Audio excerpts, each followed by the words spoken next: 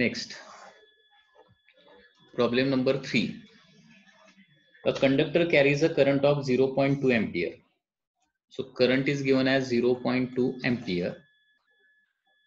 In 30 seconds, how many electron will flow?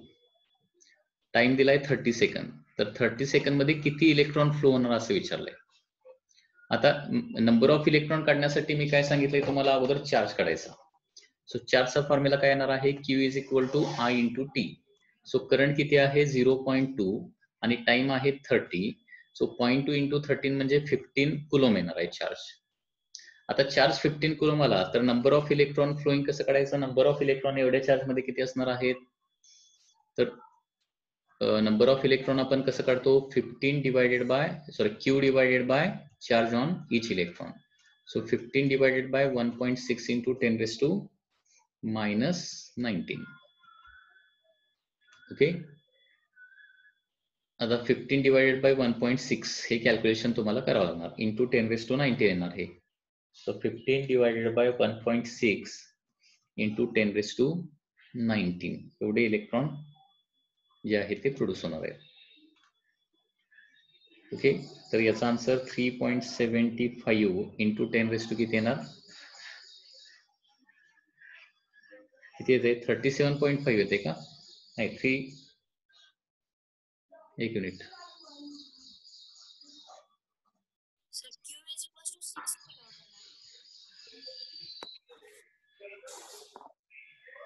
किती answer येते sir Q Q ची value येते. Q इज इक्वल टू 6 येणार. Sorry Q is equal to किती येणार आहे 6 येणार. 6 coulomb. So 6 divided by 1.6. 6 divided by 1.6 म्हणजे 3.75. 3.75 इंटू 10 रेज टू 19 कुलम 19 एवढे इलेक्ट्रॉन्स येणार आहेत कुलम नव्हे.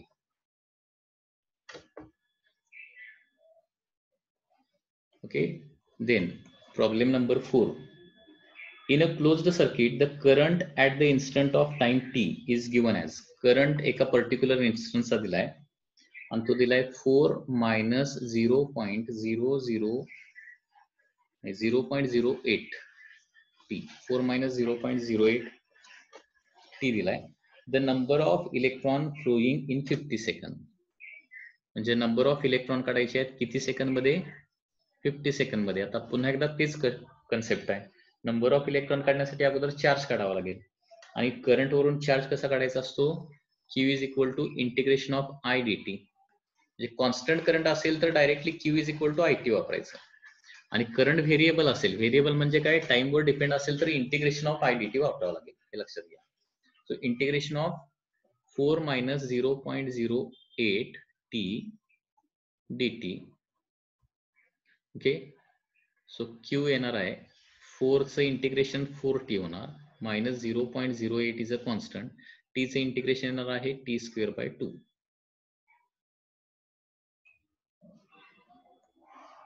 ओके. सो इथं येणार आहे 4t मायनस 0.04 कारण 2 न 0.08 ला डिवाइड केलेला आहे 0.04 टी स्क्वेअर. आणि हा चार्ज किती 50 सेकंद मध्ये फ्लो होणारा चार्ज विचारलाय. 50 सेकंद. 50 सेकंद म्हणजे 4 इंटू 50 मायनस 0.04 इंटू 50 चा square 2500. So Q is equal to 4 into 50 म्हणजे किती होणार 200 मायनस हा किती होणार आहे 100 होणार ना 100. सो 100 कुलम चार्ज मूव्ह होणार आहे. ओके. आणि नंबर ऑफ इलेक्ट्रॉन कसे करायचे आता मग number of electron that is Q by charge on each electron that is 100 divided by 1.6 into 10 raise to minus 19. So 1 divided by 1.6 into 10 ची power किती होणार 100 म्हणजे 10 रेज टू 2.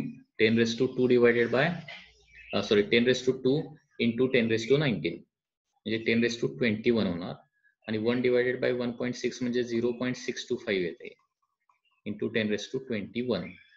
तर त्याच्यामुळे आन्सर काय होणार आहे 6.25 इंटू 10⁻20 होणार.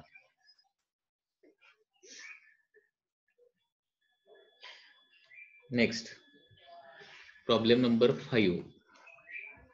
Drift velocity VD varies with electric field as the relation.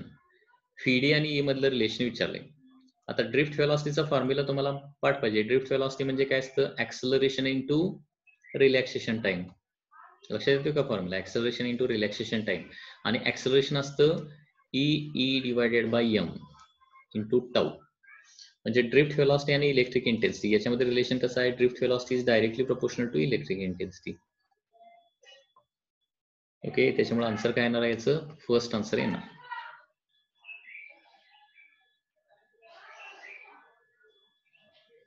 Next, number 6. When current I is flowing through the conductor, then drift velocity is phi.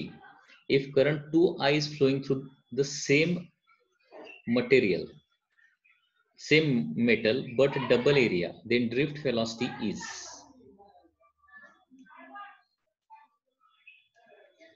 आता ड्रिफ्ट वेलॉसिटी, आता करंटचा एक फॉर्म्युला आहे. काय फॉर्म्युला आहे, NEA/FD. आठवतोय का, करंटचा फॉर्म्युला आहे NEA/FD. ठीक आहे. आता सेम मेटल म्हणले म्हणजे N जे आहे ते कॉन्स्टंट असणार आहे, कारण N म्हणजे इलेक्ट्रॉन डेन्सिटी, ती मेटलवर डिपेंड असते, मटेरियलवर डिपेंड असते. ई देखील charge on electron, it is also constant. म्हणजे I is directly proportional to, constant सगळे काढून टाकले तर A इंटू FD येणार आहे. ठीक आहे. म्हणजे मी लिहू शकतो आता इथं I1/I2 is equal to A1/A2 into FD1/FD2. आता व्हॅल्यू प्लेस करूया. तर या क्वेश्चन मध्ये काय दिलंय, सुरुवातीला करंट किती आहे, I इतका आहे. ओके, नंतरचा करंट किती केलाय, 2I केलाय. ठीक आहे.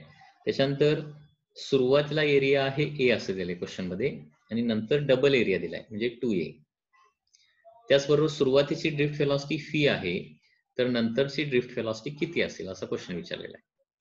I get cancel, A get cancel. ठीक आहे. आणि दोन्ही साईडचं 2 पण कॅन्सलच होत आहे. 1/2 1/2 ना, that is also cancel. So answer काय येणार आहे, FD2 LHS ला गेलं तर काय होणार आहे, fee is equal to FD2 येणार आहे. म्हणजे नंतरची ड्रिफ्ट वेलॉसिटी देखील काय येणार आहे, फी एवढीच येणार आहे. So answer is C is the answer.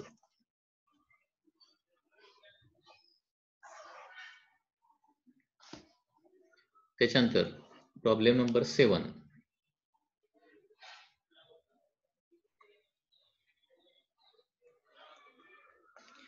A metallic resistor is connected across a battery. If number of collision of free electron with the lattice is somehow decreased in resistor, then current will. काय दिलंय बघा, एक metallic या पद्धतीने resistor आहे which is connected to a battery. आता electron जो आहे तो मूव्ह होत असताना काय होतं लक्षात घ्या, इलेक्ट्रॉन जो आहे तो मूव्ह होत असताना त्याच्या पाथमध्ये असणाऱ्या ऍटमवर आयनवर आदळत असतो, कोलिजन होत असतात, आणि त्याच्यामुळं काय होतो, रेझिस्टन्स क्रिएट होतो. सो रेझिस्टन्स कशामुळे असतो, ड्यू टू कोलिजन्स इनसाइड. आता क्वेश्चन मध्ये काय सांगितलंय, जर आतमध्ये होणारे कोलिजन काय झाले, लेस झाले, कोलिजन लेस झाले तर रेझिस्टन्स काय होणार, मग लेस होणार, आणि रेझिस्टन्स लेस झाला तर करंट सर त्याच्यामधलं काय होणार आहे, current will increase. Current will increase. त्याच्यामुळे आन्सर काय येणार आहे, ए ऑप्शन त्याचा येणार आहे, करंट इनक्रीजेस. ओके, मी काय सांगितलं लक्षात येते का, ही रेझिस्टन्सची कन्सेप्ट आहे. रेझिस्टन्स कशामुळे असतो, कंडक्टरचा रेझिस्टन्स आतमध्ये होणाऱ्या कोलिजन्समुळे. नंबर ऑफ कोलिजन जास्त असेल तर रेझिस्टन्स जास्त असतो.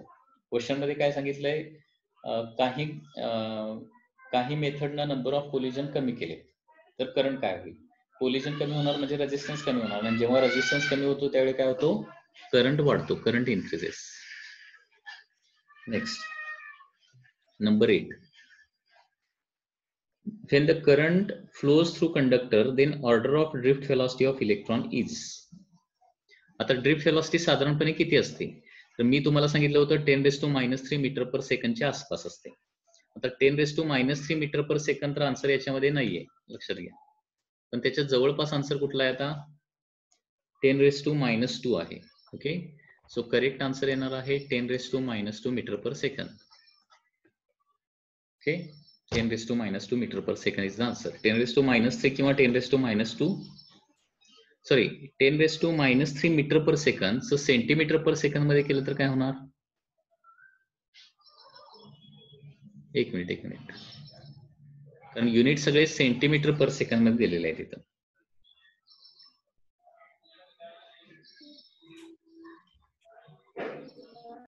याचा आन्सर काय दिलाय? नंबर 8 चा आन्सर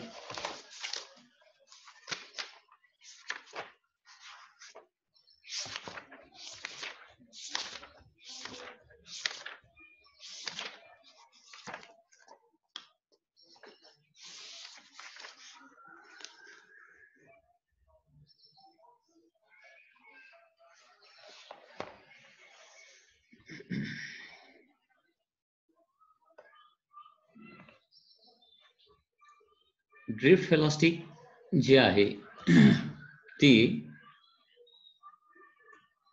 या बुक मध्ये डीसी पांडे मध्ये सांगितलेली आहे 10⁻⁻⁴ मीटर पर सेकंड सांगितलेले आहे.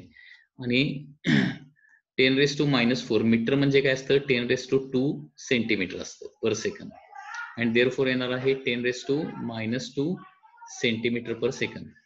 हे त्याचा आन्सर येणार आहे. ओके, तर काही बुक मध्ये ड्रिफ्ट वेलोसिटी जी आहे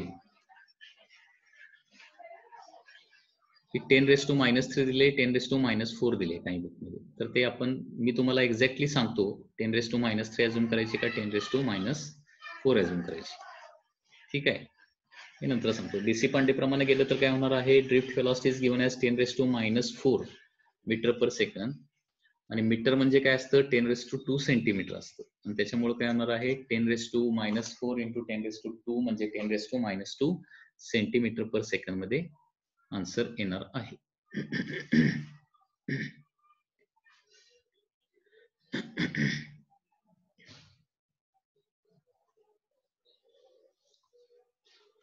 नेक्स्ट,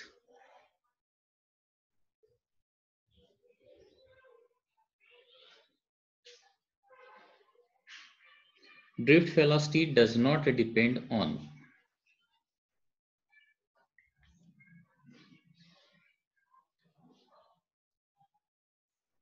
नेक्स्ट क्वेश्चन का आहे? नंबर 9. फीडी कशावर डिपेंडंट नसते असं विचारलंय. तर त्याच्यामध्ये फर्स्ट ऑप्शन आहे area of cross section, second option आहे length of the wire, third option आहे नंबर ऑफ फ्री इलेक्ट्रॉन्स, आणि फोर्थ ऑप्शन आहे मॅग्निट्यूड ऑफ द करंट. असे ऑप्शन दिलेले आहेत. Fourth option.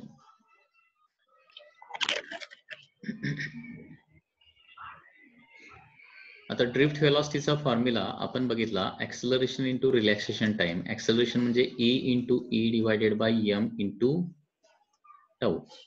हा ड्रिफ्ट वेलोसिटीचा फॉर्म्युला आहे. ओके,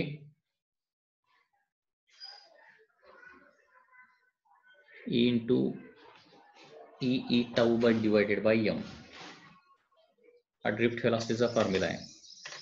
किंवा करंटचा दुसरा फॉर्म्युला काय आहे? NEA/VD. याच्यावरून ड्रिफ्ट वेलोसिटीचा फॉर्म्युला काय येणार बघा? I divided by NEA. I divided by NEA.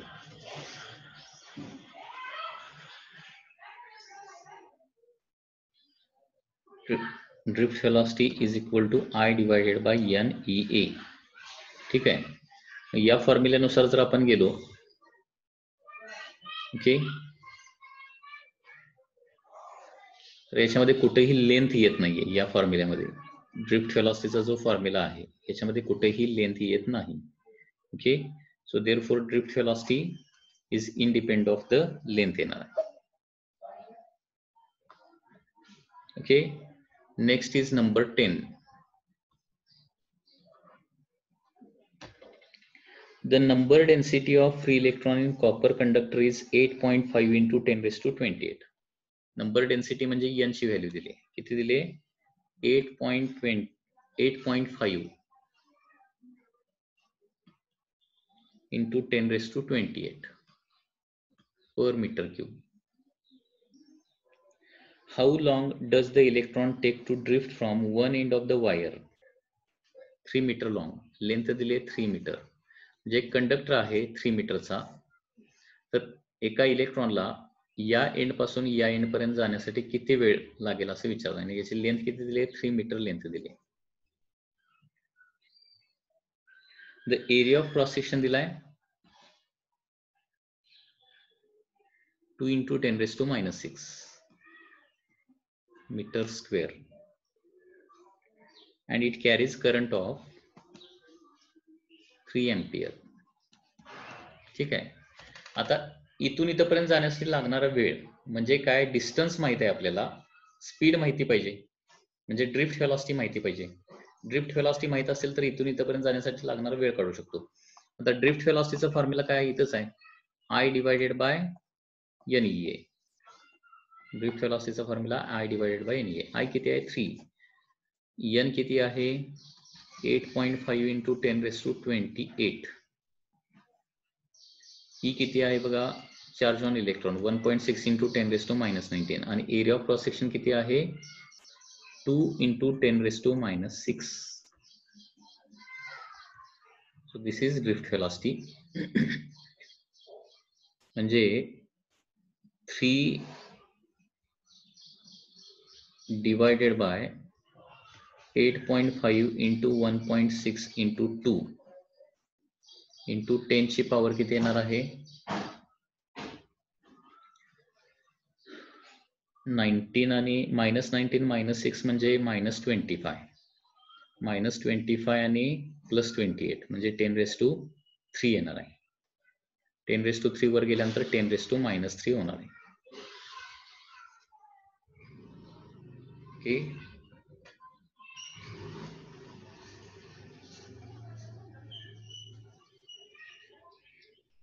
हे झालं फीडी. आता टाइम म्हणजे काय असतं? Distance divided by the speed किंवा distance divided by drift velocity. Distance किती ट्रॅव्हल करायचं आहे? 3 metre divided by drift velocity ती तुम्ही आता 3 डिवायडेड बाय म्हणजे न्यूमरेटरला येणार ते 8.5 into 1.6 into 2 into 10 raised to 3. 10 raised to minus 3 denominator येणार ना, ते न्यूमरेटरला गेल्यावर 10 raised to 3 होणार. मग 3 आता काय होणार? इथलं कॅन्सल होणार आणि हे फक्त कॅल्क्युलेशन करायला पाहिजे. 8.5 into 1.6 into 2 into 10 raised to 3 एवढा टाइम लागणार आहे. जे अप्रॉक्सिमेटली आन्सर किती येणार?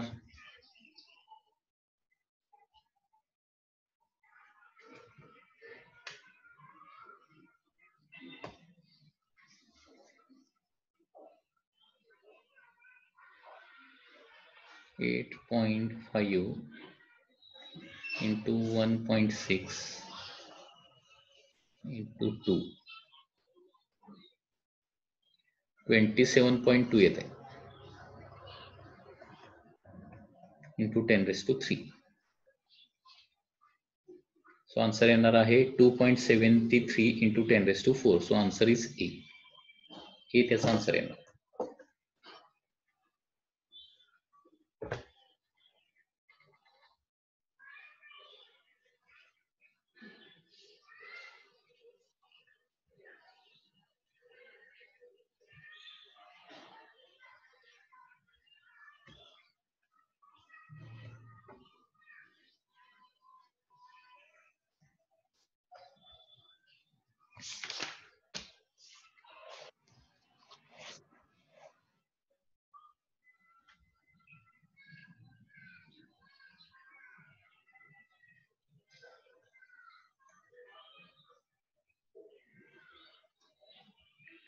अशा प्रकारे चेक पॉइंट्स मधले हे क्वेश्चन्स आहेत जे आपण सॉल्व्ह केलेले आहेत.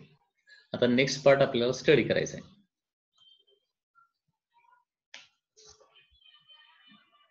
आता नेक्स्ट पार्ट काय लक्षात घ्या.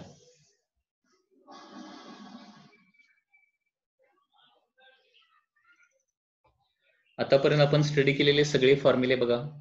पहिला करंटचा formula that is Q by T. Okay, किंवा I is equal to dQ by dt असा देखील फॉर्म्युला आहे. Okay, so this is average current, this is instantaneous current. ठीक आहे. त्याचबरोबर आयचा आणखी एक महत्वाचा फॉर्म्युला दॅट इज काय होता, NEAVD. हा इम्पॉर्टंट फॉर्म्युला आहे लक्षात. I is equal to NEAVD. त्याच्यानंतर क्यूचा फॉर्म्युला, याच्यावरून क्यूचा फॉर्म्युला काय येणार आहे, Q is equal to I into T. आणि याच्यावरून क्यूचा फॉर्म्युला काय येणार आहे, integration of I dt. Okay. याच्यानंतर आपण कुठले फॉर्म्युले बघितले, that is of drift velocity. Drift व्हेलॉसिटीचा फॉर्म्युला आपण बघितला. ड्रिफ्ट व्हेलॉसिटीचा फॉर्म्युला काय होता, या फॉर्म्युल्यानुसार काढलं तर काय होणार आहे, आय डिवायडेड बाय NEA येणार आहे. I divided by NEA.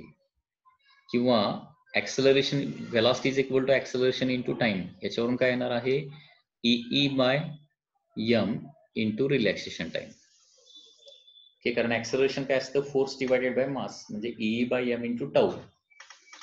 किंवा इलेक्ट्रिक फील्ड म्हणजे phi divided by length. Okay, E phi divided by ML into tau. हे ड्रिफ्ट व्हेलॉसिटीचे सगळे फॉर्म्युले आहेत. हे देखील फॉर्म्युले तुम्हाला व्यवस्थित पाठ पाहिजेत. त्यासोबत करंट डेन्सिटीचा फॉर्म्युला बघितला आपण, I divided by A. I divided by A म्हणजेच काय होणार आहे, that is I divided by A म्हणजे काय होणार आहे, NEVD फॉर्म्युला येणार, NEVD. So this is the formula for current density. त्याच्यानंतर आपण बघितलं मोबिलिटी. मोबिलिटीचा फॉर्म्युला देखील स्टडी केलेला आहे. Okay, mobility which is denoted by letter mu. Okay, so mobility mu is equal to drift velocity per unit electric field. That is the mobility. Drift velocity per unit electric field, that is called as mobility. आणि drift व्हेलॉसिटीचा formula तिथं place केला तर आपल्याला formula येतो, that is E tau divided by M. E tau by M, that is the drift velocity. That is the drift velocity per unit electric field म्हणजे mobility. असे काही इम्पॉर्टंट फॉर्म्युले आतापर्यंत आपण बघितलेले आहेत. ओके, हे सगळे फॉर्म्युले तुम्हाला पाठ असणं आवश्यक आहे.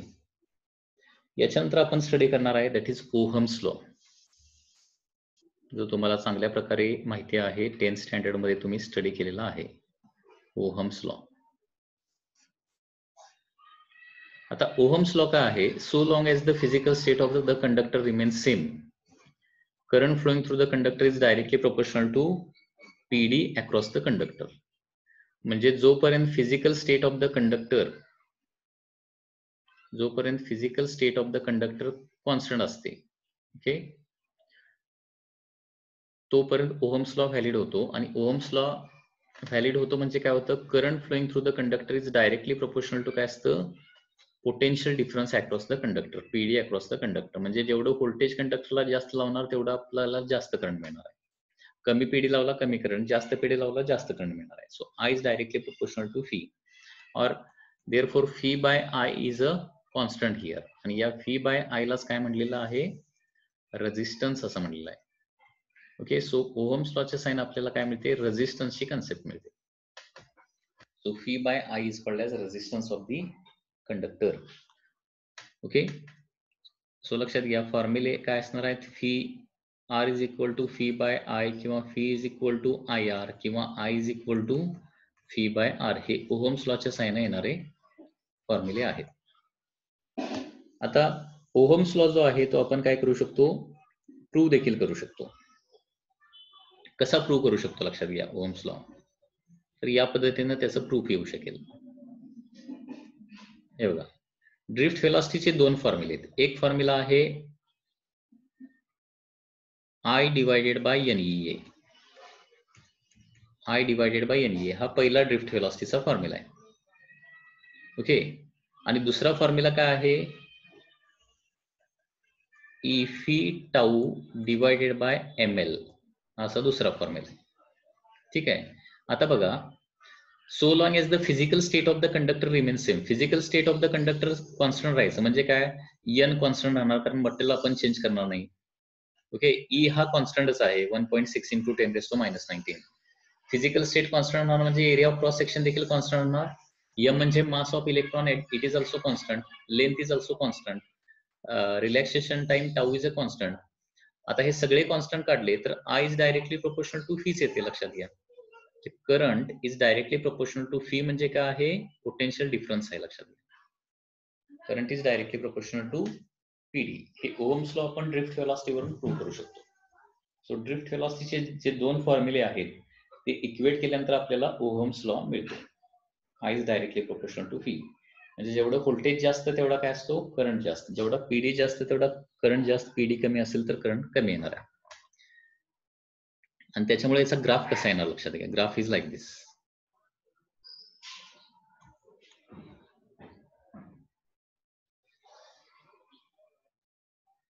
It is phi graph.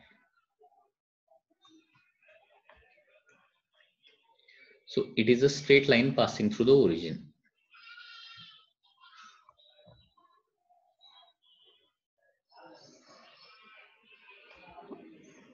Okay, so it is a straight line passing through the origin. So this is the phi graph. Current is on the y-axis, current is on the x-axis, and potential difference is on the y-axis. Okay, आता हा angle suppose theta असेल, theta, तर इथं tan theta काय येईल हे देखील एक माहिती पाहिजे. ओहम्स लॉ नुसार tan theta is equal to काय येणार. आता टॅन थीटा म्हणजे काय असतं, स्लोप असतं ना. स्लोप म्हणजेच काय येणार आहे, फी बाय आय येणार. आणि फी बाय म्हणजेच काय असणार आहे, रेझिस्टन्स. म्हणजे इथं tan theta is equal to काय येणार आहे, रेझिस्टन्स येणार आहे. Tan theta is equal to resistance. तर फी आय ग्राफचा स्लोप काय असतो, टॅन थीटा असतो. म्हणजेच किती असतो, रेझिस्टन्स असतो. ठीक आहे. म्हणजे आता परत तुम्हाला सांगितलं, suppose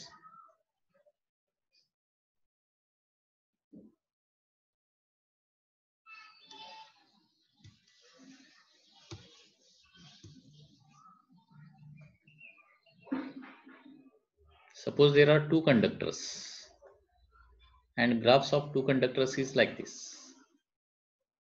Okay, so this is conductor 1, this is conductor 2. So this is phi graph. मला सांगा कुठल्या कंडक्टरचा रेझिस्टन्स जास्त असेल, नंबर 1 का नंबर 2?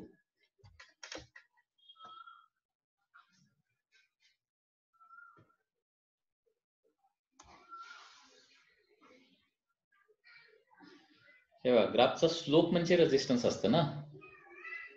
स्लोप कुणाचा जास्त आहे बघा.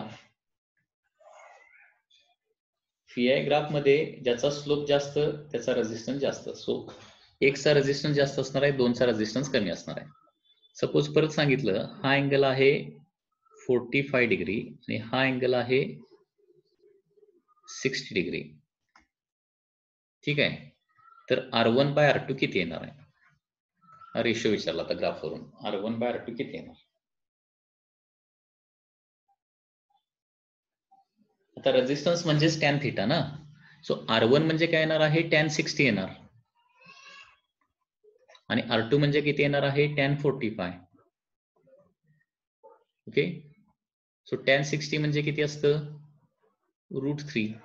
आणि टॅन 45 म्हणजे 1. सो आन्सर काय येणार आहे, √3/1 R1 बाय R2. √3 येणार किंवा √3/1 येणार आहे. Okay.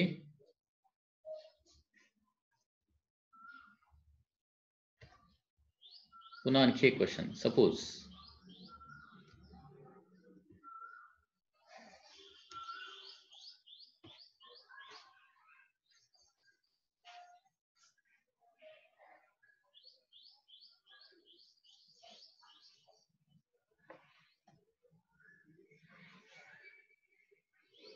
this is a conductor A and this is a conductor B. आता परत क्वेश्चन विचारतो, रेझिस्टन्स जास्त कुणाचा असेल, ए चा असेल का बी चा असेल.